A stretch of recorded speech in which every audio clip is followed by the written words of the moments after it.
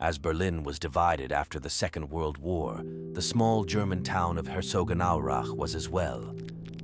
But this town was not split by the Allied powers, but by footwear.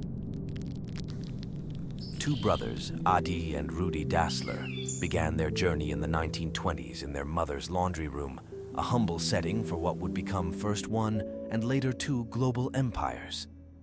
Together, they founded the Dassler Brothers Shoe Factory.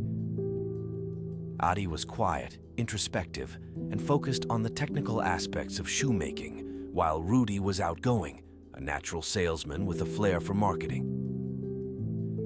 Their shoes made history when worn by Olympic athletes, setting records and winning gold medals. The brothers were on top of the world, realizing their dreams through shared ambition and innovation. But as time went by, the brothers' very different personalities led to disagreements on how to run their business and where to focus their efforts.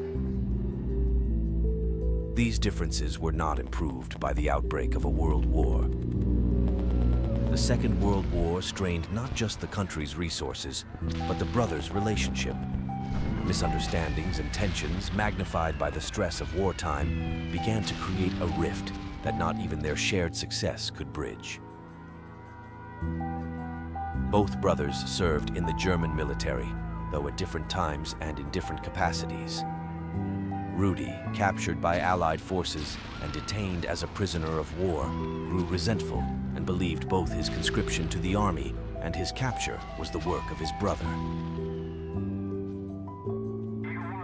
The point of no return occurred after they were both back in their hometown. An approaching Allied bombing raid forced them to take refuge in a bomb shelter. As Adi joined Rudi and his family in the shelter, he supposedly remarked, "The dirty bastards are back again," referring to the Allied planes overhead. However, Rudi believed the comment was aimed directly at him and his family, which did not ease the already impossible tension. The war came to an end, but the feud in that small German town did not.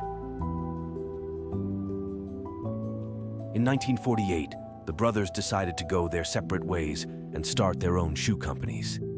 Adi launched Adidas, and Rudi founded Puma. The Arak River became a physical and symbolic divide between the two companies. But the rivalry affected the town much more than that. Over time, the rivalry became a defining characteristic of the Herzogenaurach's identity, shaping the town's culture and how it was perceived both nationally and internationally. It influenced personal relationships. Marrying someone from the other side was frowned upon, and workers from the two factories avoided socializing with each other. It even shaped where people shopped, ate, and drank, where certain businesses catered exclusively to employees of one company or the other. In a blockbuster Hollywood movie, this is where the climactic ending scene would be, of the two brothers reuniting and living happily ever after. Unfortunately, this was not what happened in real life.